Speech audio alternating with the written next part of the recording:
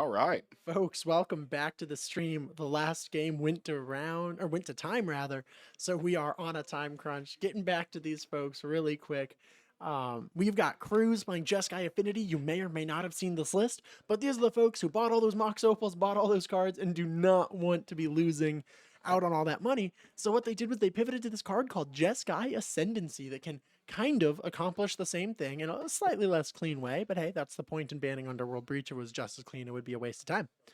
And then we've got Gray, correct me if I'm wrong here, Hobbs, but I believe Gray is a recent attendee of Impact Gaming Center. Been coming around for just a short time, Yep. but Gray is a very good player, putting up really great results, barely missing the top 8 at the RCQ, and currently 3-0, looking to take home all the marbles. But real quick before this game gets firing too much, I'm gonna go with my quick shout outs here. Bear with me, chat. Thank you so much for being here. If you're on Amazon Prime, think about shooting us some of those Bezos bucks. We would love that subscription. Thank you for spending your evening with us. Can't tell you how much we appreciate you making that decision. We know how limited time is and getting to spend it here with us. We appreciate it very much. If you're watching after the fact on YouTube, same exact feeling. Thank you for being here. Shoot us a like, a comment, a subscribe. Just help out that algorithm for us. And hey, if you do drop a comment, let me know. What are you going to be playing in these RCQs? I've seen a couple really interesting lists do really, really well today. Last but not least, you are going to see a lot of interesting cards here. Cruz is going to be playing this really interesting deck. Maybe you've also already sank your money into Mox Opals and are trying to figure out what to do with them now. If you like these decks and you think, man, I want to pick some of those cards up for myself, you can find them here at this beautiful store at Impact Gaming Center. Just come on down to Fairview Heights, or if you're a viewer from a bit far away, go check out impactgamingcenter.gg and you can find them there. All right, thank you so much for that. Turn my attention to the chat right away. MJ Perez says, I'm going to play my favorite modern deck, Amulet Titan, at the Indie SCG Con, hoping to get a lot of the deck signed. I'm going to shut up and let my co-star here, Sir Hobbs, covers what you're talking about Amulet Titan, because he is an Amulet Titan aficionado. I love Amulet Titan myself. I am looking to actually fulfill a goal of mine, which is to get the entire deck foil and signed. Unfortunately, for those that don't know, one of the hardest signatures to get in the game is Chippy, and he did Summoner's Pact. so Ooh. so that's gonna run me some money, and unfortunately I need 4 foil, and they can only be from Future Sight. so Wow, that is difficult. So let's try and make some sense of what the heck Cruz has going on here.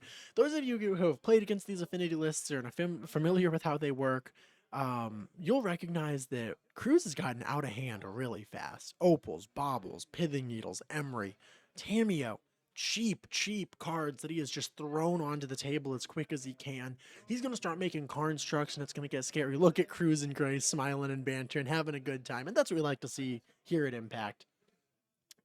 Players who are good at playing and good at being people. We love that. especially at our 3 and O's, I do like when the friendly people get rewarded. Absolutely. When you're a good person and good at the game, that is what we like to see. And I like to think that the Impact crowd does not have a whole lot of poor personalities going on. In fact, I would say we don't have any at all. I really like the culture that we have going on. So if you are at all in the area and you're thinking, man, I'd like to get out, do some FNM, maybe do some Modern, do some Commander, Impact's the place to be. We get great turnout on crowds. We've got just under 40 people playing at this FNM for Modern. So really great place to come, spend some time, spend some evenings.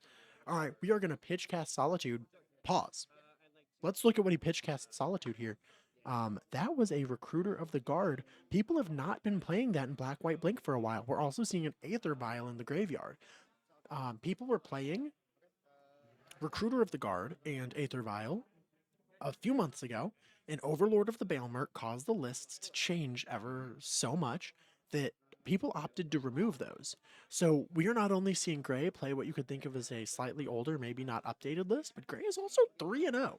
So seems to be making it work very well. Very interested to see what Gray decided to cut to fit in those Overlords, since evidently they did not need to cut the Recruiters. recruiters or the Aether Vials. So having the Recruiter of the Guard does make your deck more toolboxy. So it's quite possible that he probably cut some of the other creatures that Recruiter of the Guard can tutor for. Yeah. Since you are doing a lot of blinking and a lot of recurring with this Black White Blink deck. Yep. So having a Recruiter of the Guard basically turns like your Phalias into 7 of them. Yes. Yes, So- it does. Also, when Phalia attacks, if it blinks Recruiter the Guard, it can just find like a Flicker Wisp or something. Yep. So I know from my D&T days, uh, flickering your Recruiter the Guard can be very powerful. Yes. And keep in mind, Ketramos was the other card that came out with Overlord that really changed the deck lists here. I haven't seen a Ketramos from Gray, but Ketramos really shook up how these lists work because they're playing Ketramos and then a Relic of Progenitus, a couple of them in the main. So we saw a big mix-up, but here we are. And oh, wouldn't you know it, we still say round 2. Ignore that, folks, because you know what round it is? It's round 4. All right. So looking at what Cruz is doing, oh my goodness, he is going crazy. He's got these constructs and they're huge. He's flipped this Tameo. He's looking to draw. Gray is under all kinds of pressure right now. And man, let's see what Gray wants to do to try to recover from this. Oh, I don't think a land off the top is what Gray was wanting to see. But here's what he can do. He can Flicker Wisp, bounce that Overlord. Or he can target one of the constructs and get rid of that permanently. Good call, Hobbs. Good call. And that's what Gray opts to do. He's going to eat the construct, om nom nom, send it back, tick down the Overlord. Those dice are terrible. I cannot tell what what that Overlord is on. I think it's on 2. But, yep, we're going to see a fetch into a Meticulous Archive here from Cruz. And so Cruz plays really fast. He seems to know really what he's doing. He said earlier, I am having fun playing Magic, and I don't know what my deck does. But I beg to differ. He's 3-0. He's playing quick and doing good stuff, so I think he's got a pretty good idea of what he's doing. One of the things Cruz likes to say is that he averages 3 mistakes a turn, even on his opponent's turn. So, and you know what? I bet that is a relatable experience. Cruz is going to opt to make another construct in response to the triggered ability of blowing up. He hasn't put the construct back on the table yet, but he's going to go ahead and do that search. Mox Amber is the card. Mox Amber can currently tap for blue or green, as Tameo is those colors, and is a legendary permanent.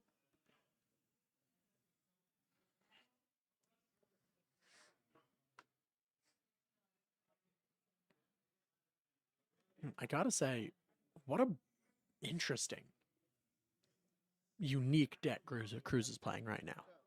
And that's something that I love about bans. When these bans come out, when new cards get banned, or, sorry, old cards get banned, new cards come out, I know the Magic community is really, really great about whining and crying about some of the stuff going on. But what a great way to shake up the format, to introduce new decks. And I'm not just talking about a new deck that you can do okay with. Cruz is about to go 4-0, and I realize I'm going to say it's 4-0 at an FNM, but we've seen really good players playing really competitive decks and playing them very, very well. It's no easy task to go 4-0 here at these FNMs, and Cruz playing a unique deck, really showing some of the deck building prowess and some of the unique breakaway decks you can make post bans. Cruz is definitely one of our deck builders in the St. Louis area. He's somebody that he has done a lot of deck building himself. And when I was first getting into Modern, he was someone I did take a lot of advice from. Yes. As far as building sideboards and stuff goes. And I think over the long period of time, me and him have been conversing, talking and everything. Right. I think we've both grown as players, really. Yeah. You know, I think that's really valid. Cruz is a limited monster. When he is playing a limited format, you can always bet that he is going to have a really well-built, well-curated list. Cruz is going to opt to fire off a Flame of Anor, targeting...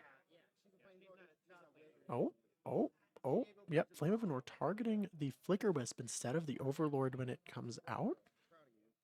See what the move is. Cruz flipping through those cards. And these constructs right now.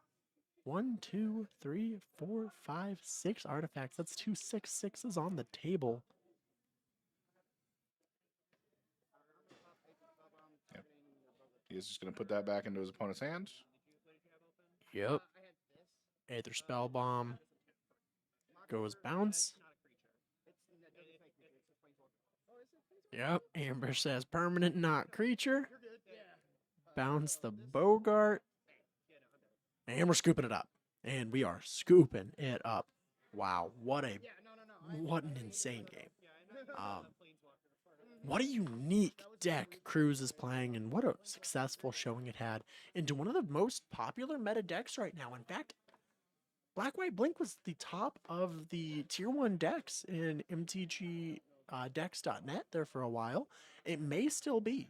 So while Gray is playing a bit of a unique list, it certainly is not a uh, less optimized list in any way.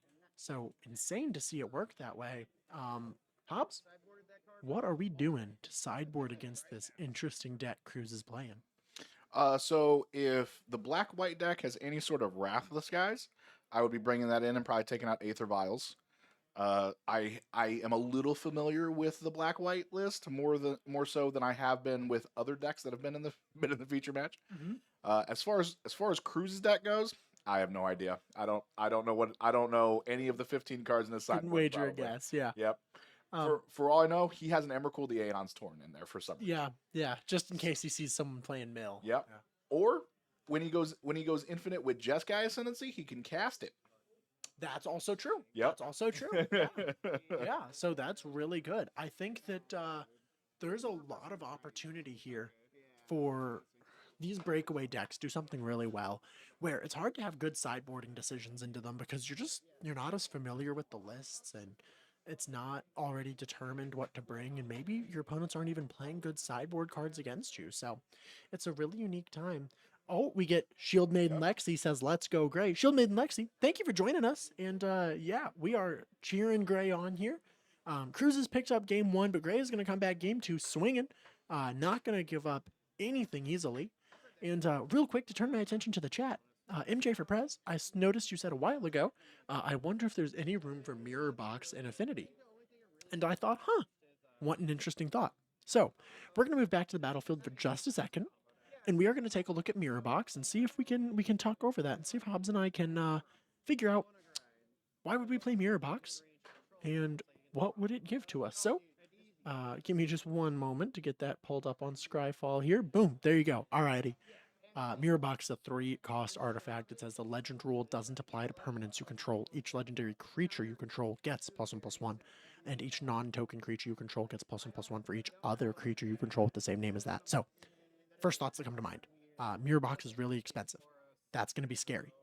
Really great things about it, no legend rule. Those Mox Opals, those Mox Ambers, having 2 of them doesn't feel so bad anymore. In fact, having 2 of them suddenly feels like you're playing Legacy. Each legendary creature you control gets +1/+1. I think that makes Tameo start dealing damage, but I don't think otherwise it really matters too much. And then the last line of text there, each non-token creature you control gets +1/+1 for each other creature with the same name as that creature. Maybe that'll pay off into some lists, but help me understand, MJ for Prez, what is Mirror Box going to help us do? Because I'm reading it right now with Hobbs. Help me out if I'm missing something.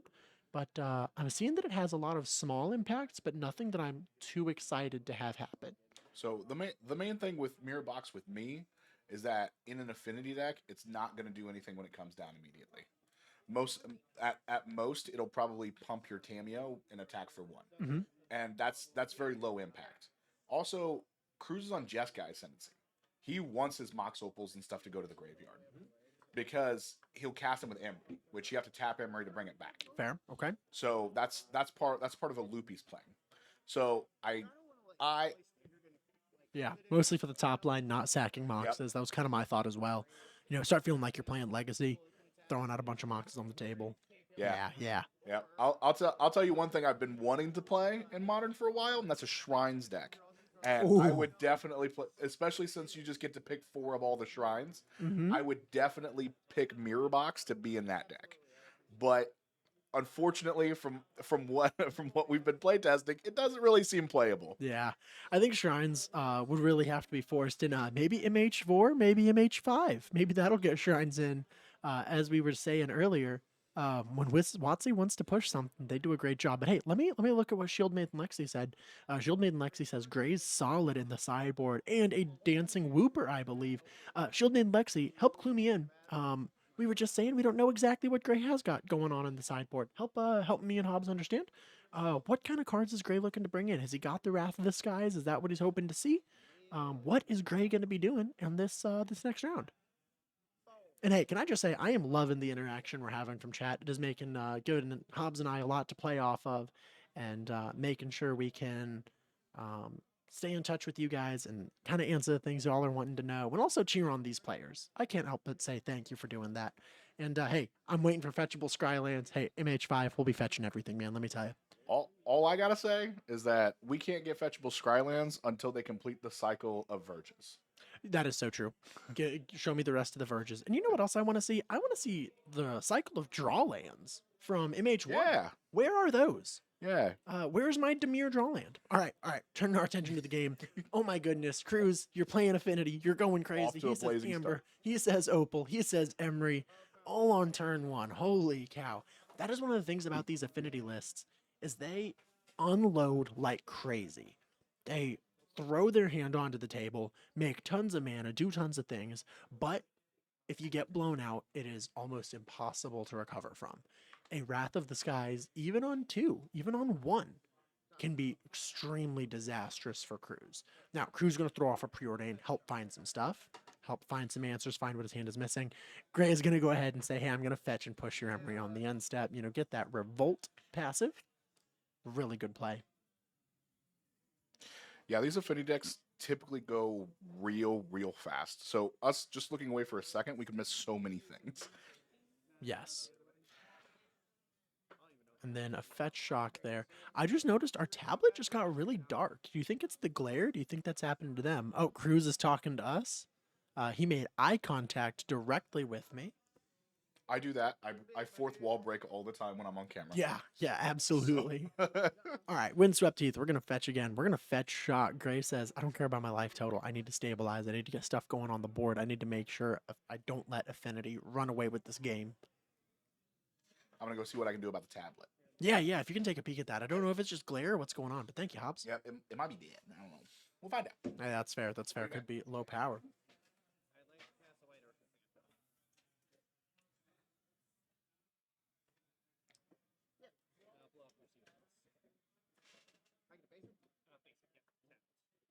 Okay, a White Orchid Phantom blows up the Watery Grave?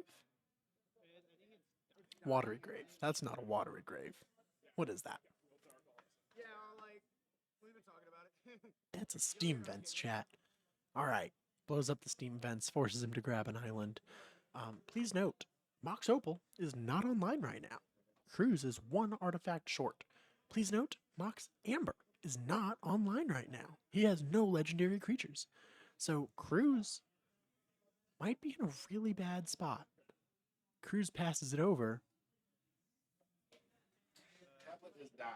Tablet's dying. Okay, well, good news, folks. You can still see the life totals just a little bit, but hey, I told you guys at the RCQ I would have a solution. I'd figure something out. I'd get a tablet or something up there. Stop making the competitors use their phones. That's crazy. Seeing all their notifications, and also we got this going. And hey, we're still working out some of the things with it. This is our first night using it, so we'll have to get a charging cable running for it now that we're understanding these battery lives a little better. But hey, thank you for joining us on this journey of figuring these things out. Can't help but appreciate you. So, Hobbs, what's been going on since you've been gone? Gray actually had an insanely good play to not only push the Emery, but throw down the White Orchid Phantom and blow up that Steam Vents, because now Cruz has a Mox Opal and a Mox Amber, neither of which are online to produce mana. So that could change really quickly. Cruz could always just rip a Tameo off the top or a Mishra's Bauble off the top and suddenly have all this mana show up. But as of right now, Cruz is playing fair magic. He's using his lands to cast spells and not his artifacts. Fair and balanced, just the way Richard Garfield intended. Absolutely. So there is the Aether Spell Bomb. That is going to turn on the Mox Opals. And Gray is going to flash in Ophelia. Judge, my opponent has Ophelia. Yep. And this is really awkward for Cruz because, okay. Ooh. Okay, so yeah, this just got really awkward because here's what's going to happen. Gray's going to go to combat with this Ophelia. Ophelia is going to come in and have a trigger go on the stack. And he's going to target either the White Orchid Phantom or the Overlord of the Balemark, and Cruz is then going to have the opportunity to bounce one of those permanents with Aether Spellbomb. A White Orchid Phantom could be a big problem for Cruz. We don't know how many basics Cruz is running. I have an inkling it's not a lot. But The Overlord of the Baelmerk would also be a huge problem if it gets flipped. All right. Hold on. Shield Maiden Lexi coming in huge. Shield Maiden Lexi says Gray ended up just short of top 8 at last week's RCQ. Yep, we did mention that. They're a wicked good player. You bet they are. You bet they are. So I noticed that as well. Just barely short. I think they were 9th or 10th. Just right under that top 8. And Gray has been playing really well. We're all still getting to know Gray. Gray's been a relatively recent newcomer to Impact, but so far Gray is a really clean player. Plays very smoothly and communicates very well, which I've got to say is my favorite trait in Magic the Gathering players. It is just that clean communication. Yeah, unfortunately, last week's RCQ was a clean cut. Yes, it was. If you were at 4-1, you just drew the final round and you went on to top 8. Yep. So no pair ups or pair downs going on. All right, Corey Steelcutter. We're pulling it up on Scryfall chat. Let's take a look at this Corey Steelcutter. And here is why we want to look at this card. It is a new breakaway card from Dragonstorm. And oh my goodness, it is a house of a card. It does a lot of things.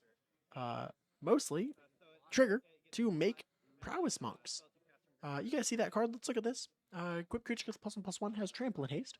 The flurry, when you cast your second spell each turn, you're making a monk with prowess, and then you're putting the steel cutter on it, effectively giving you a hasty creature every time you do your thing. Really, really good. And I mean, this card is so powerful into control type lists, where all of a sudden your counter spells don't matter all that much Yep. because I'm filling the board up with dudes anyway. It also does just have the option to equip to a construct and give it trample. Yep, which should never be underestimated. How Yep. big those constructs get. Yeah, we played Shadow Spear for a reason, and Yes. I think it's now the era of Corey Steelcutter. I think you're right, and I think Shadow Spear will always have a home because of its ability to be tutored via Urza Saga, and the lifelink can be great for stabilizing in matchups. But Corey Steelcutter, man, that's such a good card. That's really, really powerful. Now, let's turn our attention to the other thing that has happened on the board. And Aven Interrupter just went and plotted that Jeskai Ascendancy. This is the combo half of the deck Cruz is playing. And this is one of the things that's so powerful about this deck is that it's kind of like I'm going to liken it to the Yawgmoth list right now, where Yawgmoth used to be all can you combo, can you not? But now Yawgmoth is, I have the access to a combo in my deck, but I also play lots of beaters and high value creatures. Cruz is doing something very similar. He's throwing cards on the table, making fast mana, getting aggressive with his board, threatening the life total, and then all of a sudden, oh, there's a Jeskai Ascendancy. Do I combo off?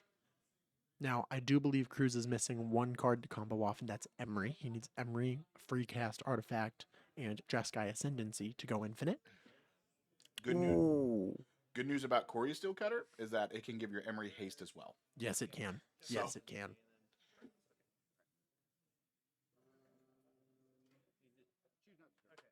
And I gotta say, Cruz's life total down to 4.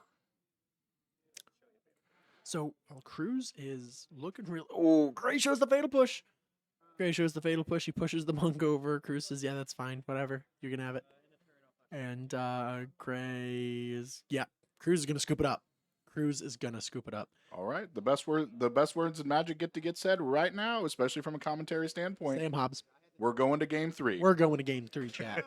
I cannot wait. I'm super excited. And let's just take a quick look. Let's pop over here and look at the face cams of our players. And I'm going to take the face cams away and show you me and Hobbs' faces. But look at the face cams of our players. Win or lose, look at how cordial and happy. And this is just what I love so much about playing here at Impact, okay? Good games, good cards, and good people. That's what it's all about. We've got a great facility here. We had just under 40 people playing in a casual FNM and having fun. What a good time. What a good time. So we're going to Game 3. Gray had a really good showing there, but I have to say, so did Cruz. Even though Cruz lost Game 2, he got to show off that Jeskai Ascendancy. He was one card away from comboing like crazy. He forced a lot of fatal pushes to answer the board. I'm really, really satisfied with what I saw. So let's update a couple of things with our totals here. Let's reflect that we've got a win going on for both of these players now. Sideboarding's about finished. They are drawing their 7. Hobbs, any immediate thoughts going into Game 3? Well, I think I think Gray's just looking to stop Cruz, and then Cruz is looking to combo off. And I think the black-white blink deck is very good at stopping combo decks, just in general. Like it was the reason it was so good against Breach, and so this isn't the same deck, but it's a similar one at least. Yes. And I think I have to agree fully with that. I think that one of the powerful things about Black White Blink is that, I mean, as you saw there, Gray won through combat damage, but it wasn't like Eldrazi, Yeah. where sure you win through combat damage, but let's be honest, you don't win through combat damage. You win because you put something huge on the table. You effectively combo off with your mana, and all of a sudden it's insurmountable. That's not what Black White Blink does. It is chip damage at its finest. It really wears you down. It turns off your ability to combo and to have access to all your resources. And I think you're right. That's what Gray needs to do. Pithing Needle. What card could that possibly be naming in the blind? Well, I'm gonna guess it's not Aether Vial because Gray just shocked. No, Gray did not. Gray shocked. He had to Gray shock. shocked, Yeah, yep. Gray shocked. Come on. But in the blind, yeah, I don't know what it's naming either. My immediate guess was Aether Vial, and then Gray threw it out smiling, and shocked to do it. So It's assuredly not. It's possible he just put it into play. Yeah, maybe that's what it was. Unfortunately, we don't have like little pieces of paper out there for them Yes. to write on for them to communicate what Pithing Needle was naming. Yeah. MJ for Press says we love game threes like sports people love game sevens. Absolutely. Absolutely. Hey, if you're not playing in a match, you like to see a game three. I was playing in the top 8 of a Pioneer RCQ one time, and we had to go to game 9. Woo! Yeah, I kept my heroic opponent kept causing a draw with my Amalia. That's crazy. That's crazy. And should result in an instant ban if you go to 9 games in a best of 3. That should get you out of here. It's not the best of 3; it's first to 2 wins. Hey, first to 2 wins. My bad. Hey, you got it. You got it. So let's take a look. Corey Steelcutter resolves on the side of Cruz, and he already makes a monk because of how easy it is for him to cast the Mox Amber. Oh my goodness. Okay, chat, let's take a look at this. A second Corey Steelcutter just hit the table. That means if Cruz casts 2 spells in a turn, he's going to make 2 monks, and the Corey Steelcutters are going to each individually attach to the monks that they create, because it is all one ability on Corey Steelcutter, the generation of the token and then attaching. That's 2 hasty creatures. Oh, okay, so hold on. So Gray's flashing out Ophelia, and Cruz is fetching in response, and I can only assume that Cruz is fetching the Sacred Foundry with the intent of unholy heating this Ophelia. Personally, I'm a little scared of that, because if I'm Cruz, I want to cast 2 spells. Oh, he does cast 2 spells. This is on Cruz's end step from the flashed Ophelia. So he's already cast 2 spells this turn. He shouldn't be getting those monks. What was his first spell was Corey Steelcutter, his second was Heat, yeah? I thought he. Oh, yeah. No. We're good. Yeah. Okay. Sweet. Because sweet. I thought he put Corey Steelcutter into play, then put the Mox Amber into play. Oh, I'm you're wrong. good, you're I'm good. wrong. Yeah, Mox was last turn. Yeah. Flurry can only trigger on your second spell. That's correct. It is Yep. important to note that It it can- is not Storm. It can only happen once. Yeah. So notice how aggressive they are being with life totals. They are shocking, they're fetching, they're doing everything. Witch Enchanter, they're blowing through their life totals. All because our tablet's dim. Yep, they're making sure they go quick. Yep. They not only that, they just want to make it more difficult, I think. Yeah. But here's the tech. Flicker Wisp eats a token. We cast Tameo, and then we say, hey, I'm putting the Steel Cutter on Tameo. This is actually really important because Tameo is not only going to make clues, but now has a 1/4 and lives the Flicker Wisp. On attacks, Tammy is going to make a clue. Gray's going to take a couple of damage. Yeah, so that's 1. It gets 1, 2, 3. This is Oh, okay, that's trample. Yep, because the Corey Steel Cutter gives trample, so and I'll get a now it shouldn't trample over because Tameo is a creature rather. Won't trigger prowess. There's the clue. And we took 3 damage. Alright. This is it, Gray. What you got? What you got, Gray? Hey, I tell you what, Wrath of the Skies would be a huge play here. Exercise? I have no idea what that card is. I'm pretty sure that's exercise. I don't think so. That's a creature. Oh, it's a dude? Yeah, it's a dude. Take a look at that power and toughness there. Oh, it has power and toughness. I don't know. Yeah, chat. Chat, what am I looking at? What am I looking at right now? Someone needs to call Alex in here. Help me zoom in that camera the way that he does when he doesn't know what a card is. That is relevant.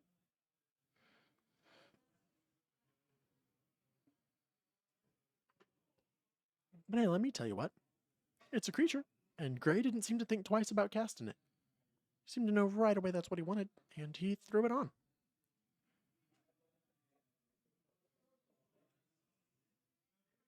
All right, this is it. Cruz is doing math. He's counting. And Cruz has the ability to make that super special play. That play we all love so much. Making a construct. And then putting the Quarry Steel Cutter on the construct, giving it trample, making it huge. So let's see what the move is. Oh. Shield Maiden Lexi says, everyone in our group is solid at communication. Probably a Clarion Conqueror. That does look like it has the right number of syllables in it. Check out Clarion Conqueror for me, if you will. That's it. That's a Clarion Oh, Conqueror. yep, Thank dragon. you so much, Shield Maiden Lexi. Thank you. Let's read over Clarion Conqueror. Let me get it up on Scryfall. Ugh. Let's read this together. Ugh. Put your reading glasses on. You're gonna read this. Absolutely. You are going to read this for us. Oh, jeez. Oh my! It is a 3-mana dragon Wow. that says activated abilities with artifacts, creatures, and planeswalkers can't be activated. Wow, look at that, Jeez. chat. Okay, so, you know that line I was talking about just a second ago where I was like, use the Urza Saga, put the core. Yikes, can't do that. Ignore me, chat. This thing just turned off those activated abilities. I So- completely forgot this card got printed. Me too. Shield Maiden Lexi, thank you so much. What a value this Twitch chat has been to this stream. I appreciate you guys endlessly. And yeah, we're doing some thinking. This buys Gray enough time to now deploy a Recruiter of the Guard. And hey, let's not forget, Gray is holding a Solitude in hand and all white cards to pitch to it. So here's the thing. Gray could just go grab another Solitude. Yep. And really work on clearing out some of these creatures, but it's up to Gray. We'll have to see what Gray thinks. I think an Ephemerate would be a gigantic card here. Gray's also looking a Flicker Wisp would be a great way to eat a creature, right? Without having to pitch your card to Solitude because of all these tokens that he's got. But wow, no activated abilities. So tell me, Shield Maiden Lexi, Gray is evidently part of the group that you play with. What are you doing not here at FNM playing some Modern with your boy Gray? I actually think she is here. I see someone watching on the phone out there. You know, Shield Maiden Lexi, I might be a dunce, and you may very well be here. And thank you for helping us understand what card that is. Anyway, let me get that off the screen for you guys. Sorry about that. All right. MJ for Prez says, I picked 2 of these for my sideboard of my Energy Brood scale deck. Yikes. It does look like there's a full art one. I kind of like that. Yeah? Yeah, let's click over on Skyfall. See what yeah. Okay. Okay. There it is. It That's looks the really one I good. want. That one right there. Boom. That's Looks the one I really good. want. I tell you what, Skyfall's coming back for you guys. Boom. There check we that go. out. That is Beautiful. the Clarion Conqueror I want to put in my Magic decks. I don't know about you guys. Yep. So, yeah, really great comment here from Kevlin. Kevlin is going to say it's very interesting to see him running Vial and Conqueror because Conqueror's going to turn off Gray's Vial. Now, we talked about it earlier and we don't know for sure if Gray names the Pithing Needle on Vial because Gray has not been taking up this Vial or activating it throughout this game, so I think he did and played it for funsies. But additionally, I think you're right, Kevlin. I would normally board out my artifacts with activated abilities if I'm boarding in my you can't activate your artifact abilities cards. Shield Maiden Lexi says, I live with Gray, actually homemaking food. Okay, fair Oh, enough. Food's even- important. Even better. Yeah. Food's important. I'll give you that. You know what? Maybe next time we'll see you here. But hey, thank you for joining us on chat anyway. Thank you for being here, watching your boy play, supporting him through Twitch the best you can. I know Gray appreciates it very much. And yeah, look at this masterful performance both players are putting on. They're doing really good math. They're communicating really clearly to make sure they are doing well here. Gray did pitch Cast a Solitude earlier to eat a creature. He ate the Tameo. Constructs all these monks. These monks have trample. The Clarion Conqueror is going to die in combat, just trying to save his life total. Pithing Needle didn't. Wow, that would explain why he let the Clarion Conqueror go. He ate the vial. So Pithing Needle did not name Aether Vial. Good to know. Shieldmaiden Lexi says they rock getting close to finishing Ruby Storm. Very nice. We actually got to see 2 Ruby Storm players today. Shieldmaiden Lexi, I don't know if you got to see him, but I think that's it. That's it. Gray has scooped it up. I was about to say, Gray, I was gonna say, did Gray just Gray's- activate ad nauseum? What's Yeah, going on? Gray's Overlord is milling a couple of too many cards. Yeah. All right. Well, Well, that'll do it. That'll do it. Folks, thank you so much for joining us. This has been such a pleasure. Cruz, Gray, we appreciate both of you guys. We're going to pop out and tell you guys, everybody in the Twitch chat. I absolutely love getting to interact with you guys, being so just active for us. That was really, really great. Appreciate you so much. But we're gonna pivot to our faces real quick. You're gonna see me and Hobbs. Say hi, Hobbs. hey, So thank you guys so much for joining us. It's always so much fun getting to do these FNMs and hang out with you guys, cover some of this content. But let's go through our set one more time. Folks, for those of you joining us on Twitch, please consider giving us a subscription. If you are an Amazon Prime member, shoot us those Bezos bucks. Toss those our way. Appreciate that so much. It's such a pleasure having you on board. But if you're watching us after the fact on YouTube, still, thank you so much for making us a part of your day, taking out your time. We know how limited it is, and the fact that you choose to spend it with us is so dearly and greatly appreciated. Please drop us a like, drop us a comment, drop us a subscription. And I tell you what, if you do decide to comment, let us know, what are you going to be playing at these RCQs? We've seen a lot of interesting decks perform very well. We just saw Cruz with an interesting deck. Maybe you want to try out something new. This is the time to get into Modern. There's a lot of fun stuff going on. Last but not least, if you decide to play one of those decks, if you want to do something, you're missing some cards. ImpactGamingCenter.gg, that's where you're going to go. Check out our website, find those cards, get them bought. If you want, come down to our gorgeous location here in Fairview Heights. Come check out the staff, meet us, we're great. And buy some cards from us and play some Modern with us. We hope to see all you guys next time. And with that, thank you so much. Peace out, guys. Don't mind if I do. Yeah, absolutely. You mean I can trigger your